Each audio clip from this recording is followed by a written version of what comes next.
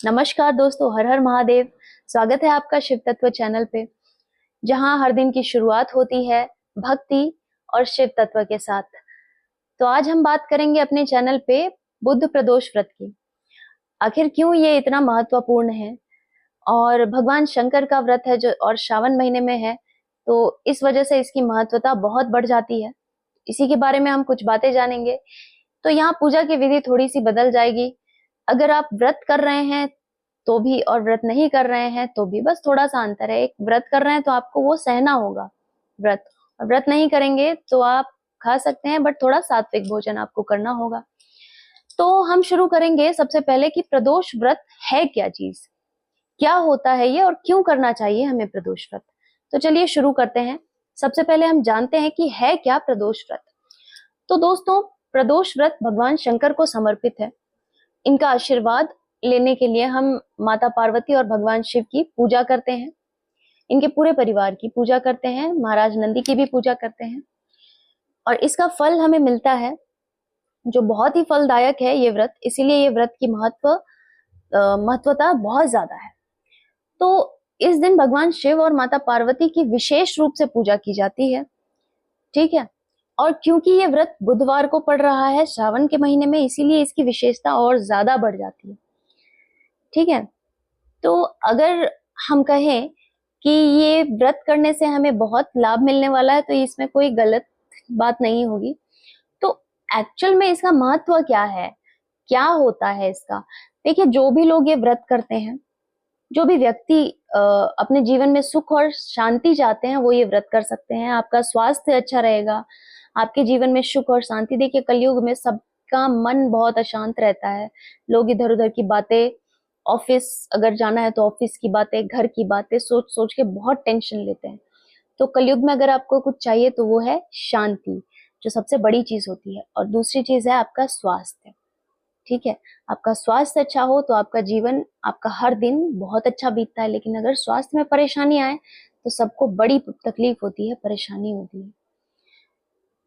तो आज हम जानेंगे। और एक बात है, जिन लोगों की कुंडली में बुध ग्रह से जुड़ी कोई भी समस्याएं हैं, अगर वो इस व्रत को करते हैं और शिव का पूजन बहुत अच्छे से करते हैं, विधिवत करते हैं, तो उन्हें बहुत लाभ प्राप्त होता है।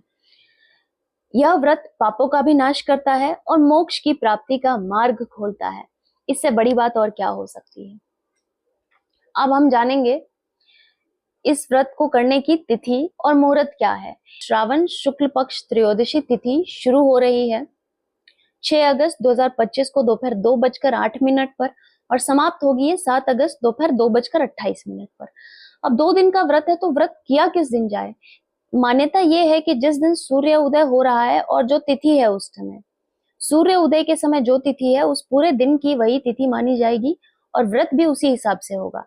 अगर त्रयोदशी की तिथि 6 अगस्त को दोपहर 2 बजे शुरू हो रही है, लेकिन 2 बजे सूर्य उदय नहीं हुआ है, सूर्य उदय पहले हो चुका है, द्वादशी तिथि में हो चुका है, तो इसका मतलब उस दिन पूरे शाम तक या इवनिंग तक द्वादशी तिथि ही मानी जाएगी। और अगले दिन यानी कि गुरुवार के दिन सूर्य उदय हो रहा है, कौन सी तिथि में, त्रयोदशी तिथि में, तो उसी दिन व्रत का करना शुभ माना जाएगा और उसी तिथि को माना जाएगा, उसी दिन हम व्रत करेंगे। तो व्रत की सही विधि क्या है। विधि ऐसी है, बहुत ही सिंपल सी विधि है, आप सभी एक बार सुन लेंगे आपको समझ में आ जाएगा। ब्रह्म मुहूर्त सुबह उठना है, यानी कि 4 बजे आपको उठना है, स्नान करना है और व्रत करने का संकल्प लेना है। देखिए, व्रत आप कर रहे हैं, आपने अपने माइंड में डिसाइड कर लिया, लेकिन संकल्प लेना बहुत बड़ी बात होती है। मतलब हम कुछ डिसाइड करते हैं, वो कहते हैं न्यू ईयर रेजोल्यूशन हम ले रहे हैं या कुछ कर रहे हैं, वैसा ही हम संकल्प लेते हैं।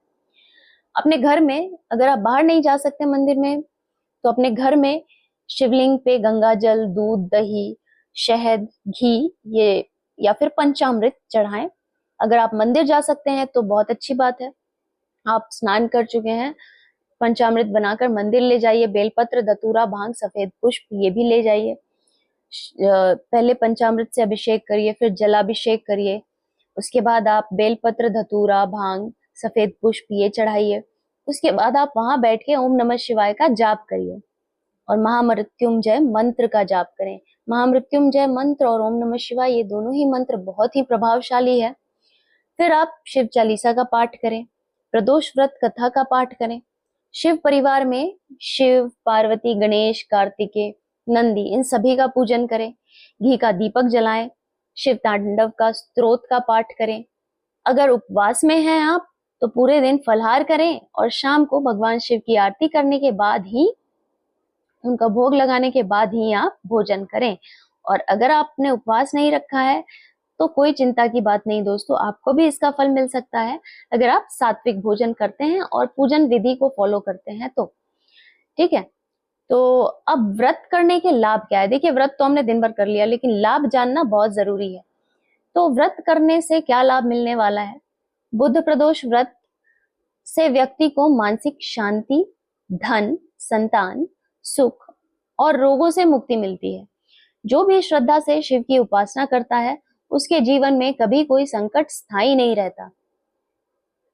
तो साथियों, इस बार सावन के प्रदोष व्रत पर भगवान शिव का आशीर्वाद जरूर प्राप्त करें। अगर आपको ये जानकारी अच्छी लगी हो तो चैनल शिव तत्व को सब्सक्राइब करें, वीडियो को लाइक और शेयर जरूर करें, और वीडियो अगर आपने पूरी देखी है तो कमेंट में हर हर महादेव लिखना नहीं भूलिए दोस्तों। फिर मिलते हैं अगले वीडियो में। हर हर महादेव, जय भोलेनाथ।